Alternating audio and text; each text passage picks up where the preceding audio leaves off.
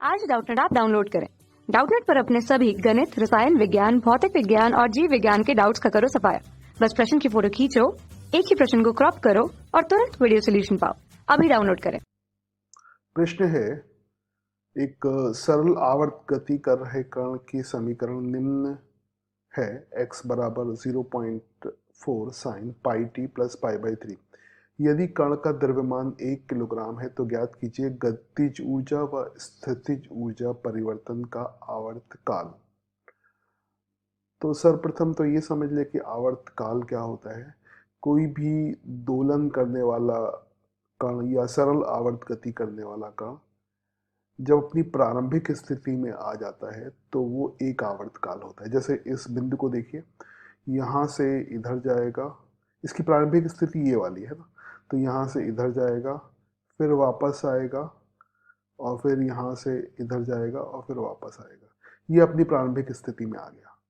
प्रारंभिक स्थिति का मतलब गति की स्थिति और स्थिति की स्थिति दोनों समान हो जाए। जैसे एक बार और समझिए, जैसे यहाँ पर ये प्रारंभिक स्थिति है तो गति की स्थिति इस तरफ है, तो गति इस तरफ है, तो ये ऐसे। अब ये प्रारंभिक स्थिति नहीं होगी क्योंकि इसमें गति पीछे की तरफ है, तो ये प्रारंभिक स्थिति क्या हो जाएगी, ये हो जाएगी। ये तो मतलब हो गया दोलन काल का। अब हम गतिज ऊर्जा और स्थितिज ऊर्जा की बात करते हैं। तो मध्य स्थिति में, ये वाली मध्य स्थिति है, यहाँ पर गतिज ऊर्जा अधिकतम होती है। फिर जो अंत्य स्थिति होती है वहाँ पर गतिज ऊर्जा न्यूनतम होती है, वहाँ पर स्थितिज ऊर्जा अधिकतम होती है। फिर जब वापस आता है ये, फिर यहाँ पर गतिज ऊर्जा अधिकतम हो जाती है। इसी प्रकार यहाँ पर फिर से क्या होता है, यहाँ पर फिर गतिज ऊर्जा अधिकतम होती है और यहाँ पर फिर स्थितिज ऊर्जा शून्य हो जाती है और फिर स्थितिज ऊर्जा फिर यहाँ पे गतिज ऊर्जा में परिवर्तित हो जाती है। तो इस प्रकार एक आवर्त काल में 2 बार आपको गतिज ऊर्जा अधिकतम मिलेगी और 2 बार स्थितिज ऊर्जा आपको अधिकतम मिलेगी। इसका अर्थ ये हुआ कि गतिज ऊर्जा और स्थितिज ऊर्जा का जो आवर्त काल है वो कुल आवर्त काल का आधा हो जाएगा। तो गतिज ऊर्जा का आवर्त काल और स्थितिज ऊर्जा का आवर्त काल, दोनों का आवर्त काल कुल आवर्त काल का आधा हो जाएगा, जहां पर t जो है कुल आवर्त काल है। तो अब हमें कुल आवर्त काल ही ज्ञात करना है, तो उसके लिए समीकरण जो दिया है वो लिख लें। समीकरण दिया हुआ है x बराबर 0.4 sine pi T plus pi by 3, sine pi T plus pi by 3, sine pi T plus pi by 3।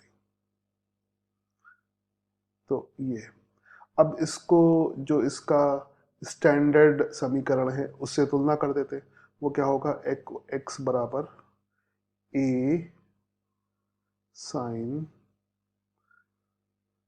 Omega T, यहाँ पे ओमेगा टी लिखेंगे और प्लस हो जाएगा 5। तो अगर हम तुलना करें यहाँ पर तो ओमेगा का जो मान है वो पाई के बराबर है, तो ओमेगा जो है वो हो जाएगा पाई के बराबर।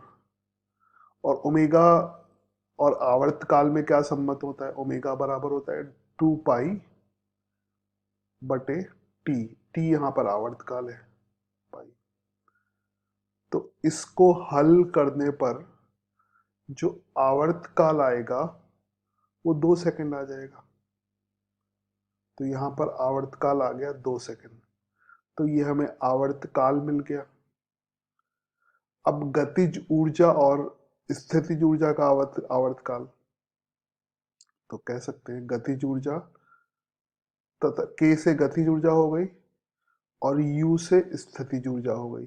तो इनका जो आवर्त काल होगा वो कितना हो जाएगा, t बटे 2।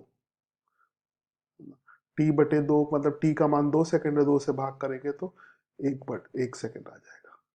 तो यही इस प्रश्न का उत्तर होगा, यानी इस प्रश्न का उत्तर क्या होगा, 1 सेकंड। तो उत्तर मैं यहाँ पर भी लिख देता हूँ, कितना उत्तर आएगा, 1 सेकंड। कक्षा 6वीं से 12वीं से लेकर नीट, IIT, JEE वो एडवांस के लेवल तक 1 करोड़ से ज्यादा छात्रों का भरोसा। आज ही डाउनलोड करें डाउटनेट ऐप या व्हाट्सएप करें अपने सारे डाउट्स 8400 400 400 पर।